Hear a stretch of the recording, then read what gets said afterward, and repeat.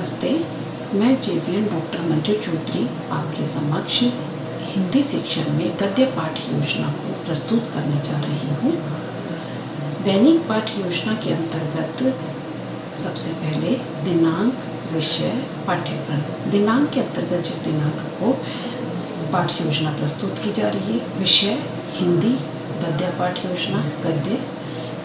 पाठ्यक्रम पोंगल, पाठ का नाम कक्षा 6th, कालांश 1st, वर्ग ए, अवधि 35 मिनट। पाठ के आधार पर कुछ विशिष्ट उद्देश्य रखे गए हैं, जैसे नंबर 1 ज्ञान के अंतर्गत भाषा तत्व, विषय वस्तु और विधा आते हैं।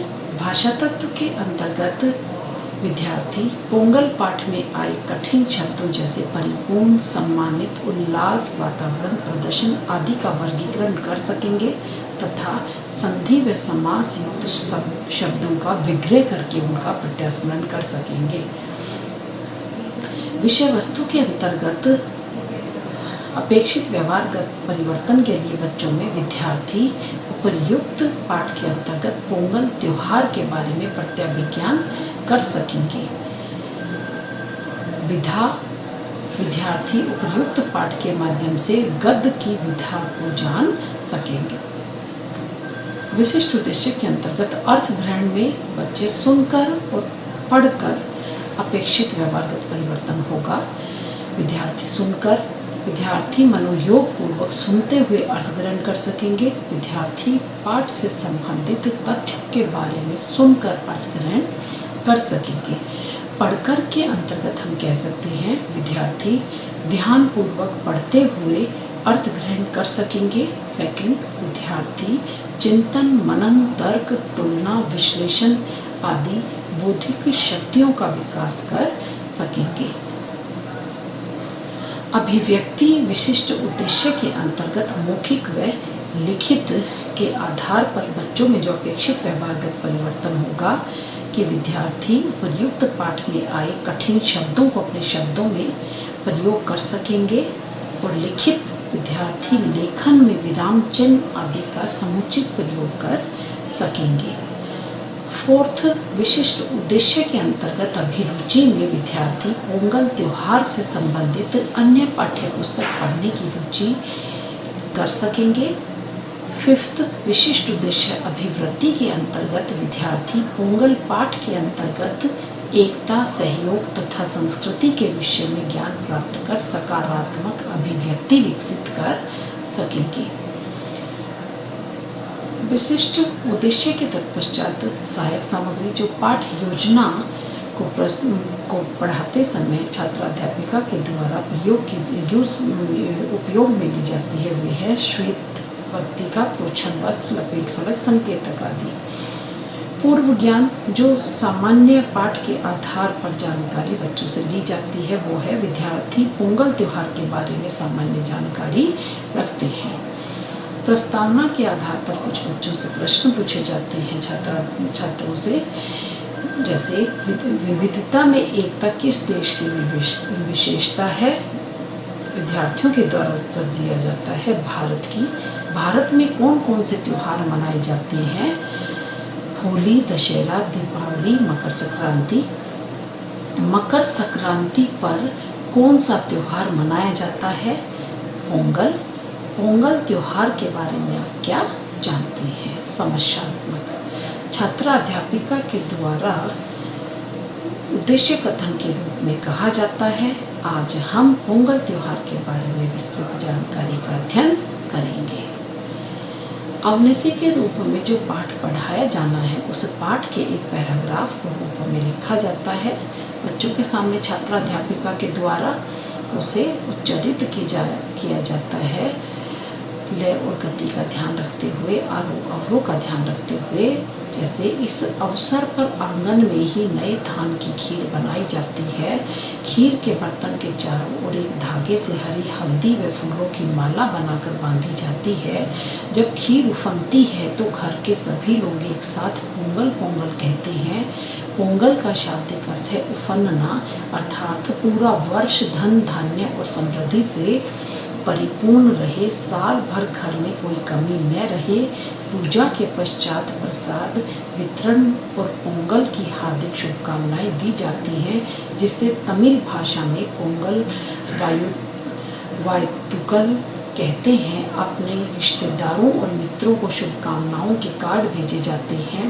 लड़के नए वस्त्र पहन हाथों में फूलों की टोकरी ले समूह में नाचते हैं। लड़कियां समूह में गीत गाती हैं। सब खुशी मनाते हैं। त्योहार का तीसरा दिन माटू पोंगल अर्थात पशुओं की समृद्धि का दिन कहलाता है। इस दिन खेती में काम आने वाले औजारों की पूजा की जाती है। गाय बैलों को स्नान करा मेहंदी और हल्दी से छापे लगाकर सजाते हैं। यह गोधन के प्रति पूजा व सम्मान है। उनके प्रति आभार प्रदर्शन भी है। उन्हें अच्छा भोजन, जिसे न्योमुद्र कहते हैं, खिलाया जाता है। संध्या के समय सार्वजनिक स्थान पर मनोरंजन के लिए एकत्र होते हैं। वहाँ बैलों को लड़ाते हैं। जो बैल भड़क जाते हैं उन्हें साहसी युवक अपने बाहुबल से वश में करने की कोशिश करते हैं। ऐसे में जो युवक सफल हो जाते हैं उन्हें सम्मानित किया जाता है। इस प्रकार युवकों को अपने बाहुबल प्रदर्शित करने का अवसर मिलता है। सारे प्रदेश का वातावरण उल्लास व आनंदमय हो जाता है। सभी का कल्याण हो की भावना का संदेश देता है यह त्योहार। छात्राध्यापिका के द्वारा विषय वस्तु का आरोह अवरोह विराम चिन्हों को ध्यान में रखते हुए आदर्श क्रियाएं की जाती हैं। सभी बच्चे ध्यानपूर्वक सुनते हैं। पाठ्य पुस्तक विधि का प्रयोग किया जाता है। इसी प्रकार से विद्यार्थियों के द्वारा विद्यार्थियों के द्वारा अनुकरण वाचन किया जाता है। छात्राध्यापिका सभी विद्यार्थियों को अनुकरण वाचन का निर्देश देती है। पाठ्य पुस्तक विधि का प्रयोग किया जाता है। उच्चारण संशोधन के लिए छात्राध्यापिका अशुद्ध उच्चारित शब्दों को शुद्ध रूप शामपट की सहायता से करवाती हैं। विद्यार्थी शुद्ध उच्चारण करते हैं। पाठ के आधार पर विद्यार्थियों से कुछ बोध प्रश्न किए जाते हैं। जैसे खीर के बर्तन के चारों ओर क्या बांधा जाता है?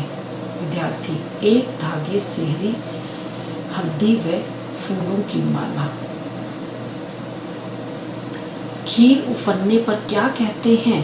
पोंगल पोंगल। तीसरे दिन किसकी पूजा की जाती है? खेती में काम आने वाले औजारों की। माटू पोंगल का अर्थ क्या है? पशुओं की समृद्धि। इनके अंतर्गत प्रश्नोत्तर विधि का प्रयोग किया जाता है छात्राध्यापिका के द्वारा। काठिन्य निवारण पाठ के अंतर्गत आए हुए कठिन शब्दों को छात्राध्यापिका के द्वारा बच्चों को बताया जाता है। सब बच्चे अपनी उत्तर पुस्तिका में लिखते हैं कठिन शब्दों को, जैसे परिपूर्ण, हर तरह से पूरा, विधि, उपसर्ग और प्रयोग, परि प्लस में पूर्ण। इसके अंतर्गत गद्य पाठ योजना में शब्द का अर्थ में कौन सी विधि प्रयोग की गई है और उस विधि और उसका शब्द का प्रयोग क्या है वह बताया जाता है। जैसे उल्लास का अर्थ है खुशी, ये संधि है और प्रयोग में हम लिखेंगे उत प्लस में लास। जैसे सम्मानित, सम्मान प्राप्त, अर्थ विधि प्रत्यय और प्रयोग सम्मान प्लस में इत। वातावरण आसपास की स्थिति, विधि संधि, प्रयोग वात प्लस में आवरण।